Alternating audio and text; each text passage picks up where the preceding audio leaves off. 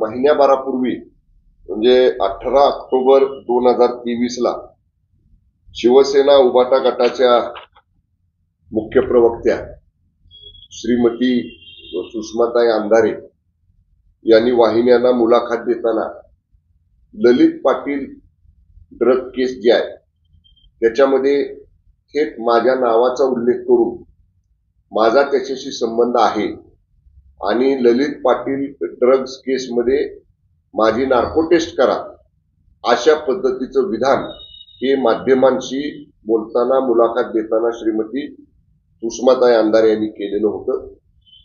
ज्यावेळी त्यांनी हे विधान केलं लगेचच मी त्यावेळी माध्यमांच्या मार्फत मी बोलताना सांगितलं की याच्याशी माझा कसाही संबंध नाही, कसलाही संबंध नाही, तीळ मात्रही संबंध नाही आणि काळा का गोरा हा ललित पाटील मी त्याला ओळखत देखील नाही। असं असताना तुम्ही तुमचं विधान मागं घ्यावं अशा पद्धतीचं मी त्यांना या ठिकाणी विनंती केली, परंतु लगेचच त्या म्हटल्या की विधान मागं घ्यायचा प्रश्नच नाही, मी माझ्या विधानावरती ठाम आहे।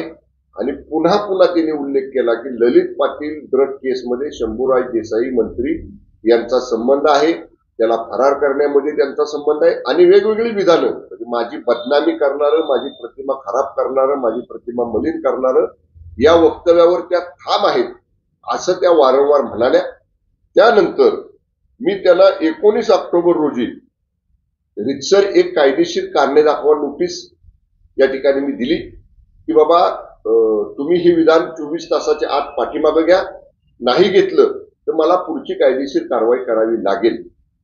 एवढं नोटीस त्याला मिळाल्यानंतर सुद्धा त्यांनी माध्यमातून सांगितलं की मला धमकावताय का, नोटिसा देऊन माझ्यावरती दबाव आणताय का, मी अशी हटणार नाही, मी अशी दबावाला बळी पडणार नाही, मी माझ्या विधानावरती ठामच आहे, मंत्री शंभूराज देसाईंचा संबंध आहेच आहे, असं सारखं एकदा केलेलं विधान त्यांना आव्हान केल्यानंतर त्यांना नोटीस दिल्यानंतर सुद्धा त्या थांबल्या नाहीत। आणि म्हणून त्यानंतर साधारणतः माझ्या काही कार्यकर्त्यांनी 22 ऑक्टोबर रोजी माझ्या मतदारसंघातल्या माझ्या सर्व पक्षीय, सर्व जातीय, सर्व धर्मीय, सर्व घटकातील 200 प्रमुख लोकांनी जाऊन पाटण पोलीस स्टेशनमध्ये श्रीमती अंधारे यांच्या विरुद्ध एक तक्रार दाखल केली आणि त्यानंतर पोलिसांनी ती तक्रार दाखल करून घेतली। परंतु मला जी माझ्या कायदेशीर सल्लागारांनी माहिती दिली त्यानुसार अशा बाबींमध्ये प्रायव्हेट कंप्लेंट म्हणजे खाजगी फिर्याद ही माननीय न्यायालयामध्ये दाखल केली पाहिजे असं मला जेव्हा सांगण्यात आलं तेव्हा काल 3 नोव्हेंबर रोजी मी पाटण न्यायालयामध्ये भारतीय दंडविधान कलम 499, 500 आणि 501 याप्रमाणे रितसर या ठिकाणी प्रायव्हेट कंप्लेंट खाजगी फिर्याद मी श्रीमती सुषमाताई अंधारे यांच्या विरुद्ध दाखल केलेली आहे। काल सदर फिर्याद दाखल करताना माझे कायदेशीर सल्लागार त्या ठिकाणी होते, माझे वकील त्या ठिकाणी होते आणि त्याला दाखल कोर्टामध्ये आपण केलं। ड्यू कोर्स मध्ये मला वकिलांनी जे सांगितलं की त्याच्यामध्ये आता पुढची न्यायालयीन प्रक्रिया सुरू होईल आणि मग त्याच्या बाबतीत जाब या सगळ्या गोष्टी आता सुरू होतील।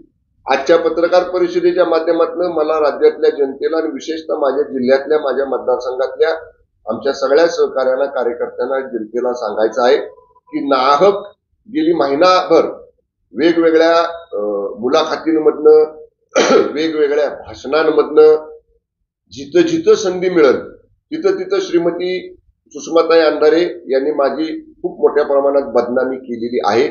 आणि म्हणून लोकांच्या ज्या भावना आहेत, मतदारसंघातल्या, जिल्ह्यातल्या ज्या लोकांच्या भावना आहेत, माझ्यावरती प्रेम करणाऱ्या, माझे सहकारी असणाऱ्या या सगळ्यांचा विचार करून आपण आता रितसर कायद्यानं चालणारं हे राज्य आहे, कायद्यानं चालणारा हा देश आहे। न्यायालयामध्ये आपण आता दाद मागितलेली आहे, माननीय न्यायालयासमोर आपण आता आपली प्रायव्हेट कंप्लेंट दाखल केलेली आहे। ज्यावेळी आता पुढच्या प्रक्रिया सुरू होतील त्या बाबतीत निश्चितपणे ही केस ही पूर्ण ताकदीनं जे आमच्याकडे पुरावे आहेत, ज्या बाबी आमच्या समोर या बाबतीत माझी बदनामी करणाऱ्या श्रीमती सुषमाताई अंधारे यांनी केलेल्या आहेत त्या सगळ्या या माननीय न्यायालयाच्या समोर आम्ही सादर करू आणि कडक कारवाई या आमच्या तक्रारीच्या मध्ये चौकशी करून माननीय न्यायालयानं करावी आणि जी याच्यामध्ये कठोर शिक्षा आहे ती कठोर शिक्षा ही श्रीमती सुषमाताई अंधारे यांना देण्याची विनंती आम्ही न्यायालयाला करणार आहे. साहेब, मनोज जरांगेंना शिष्टमंडळ भेटणार आहे. शिष्टमंडळाचे काही महत्वाच्या व्यक्ती जाऊन भेटणार आहेत सोमवारी किंवा मंगळवारी.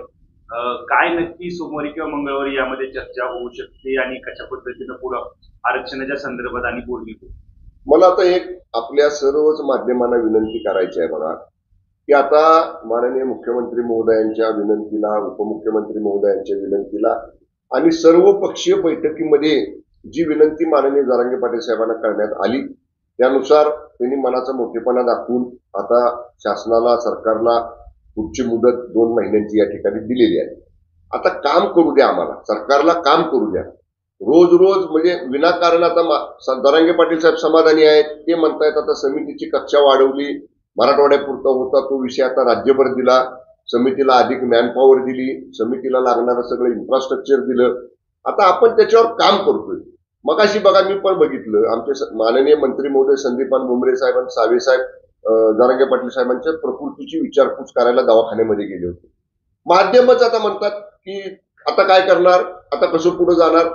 2 महिन्याची वेळ दिली तर 2 महिने सरकारला काम करू द्या ना, समितीला काम करू द्या ना. तुम्ही आज काय केलं, उद्या काय केलं, परवा काय केलं, 8 दिवसानं काय करणार आहे, याच्यामध्ये विनाकारण अशा पद्धतीनं हे करण्यापेक्षा सरकारने आता काम वेगानं सुरू केले. आपण बघितलं समिती स्थापन केलेला, समितीची कार्यकक्षा वाढवलेला GR लगेच आपण काढला. तो GR आमचे 2 माननीय मंत्री महोदय जाऊन त्याची माहिती माननीय जरांगे पाटील साहेबांना दिली. काल स्वतः माननीय मुख्यमंत्री महोदयांनी राज्यातले सर्व विभागीय आयुक्त, राज्यातले सर्व जिल्हाधिकारी यांना स्वतःहून अशा पद्धतीची मोहीम आपापल्या जिल्ह्यामध्ये राबवायचे आदेश दिले की कुणाच्या ज्या ज्या परिवारातल्या, ज्या ज्या कुटुंबातल्या लोकांच्या कुणबी नोंदी आढळतील त्या सगळ्यांची पडताळणी करून त्याचा अहवाल तयार करण्याचे आदेश काल माननीय मुख्यमंत्री महोदयांनी दिले. इतक्या गतीनं सरकार काम करते. माझी माध्यमांना हात जोडून विनंती आहे की आता शासनाला काम करू द्या. विनाकारण बोलता बोलता एखादा शब्द इकडचा तिकडं कुणाकडनं आमच्याकडनं समजा बोलण्याच्या ओघामध्ये आला तर तेवढाच धरून मग पुन्हा तुम्ही काय करणार, मग तुम्ही करणार का नाही करणार. सकारात्मक अप्रोच, सकारात्मक दृष्टिकोन जो सरकारचा आहे, माननीय जरांगे पाटील साहेबांचा आहे, आमचा सगळ्यांचा आहे, राज्यातल्या तमाम मराठा बांधव भगिनींचा आहे. माध्यमांनी सुद्धा या बाबतीत सकारात्मक दृष्टिकोन ठेवावा असंच मला म्हणायचं.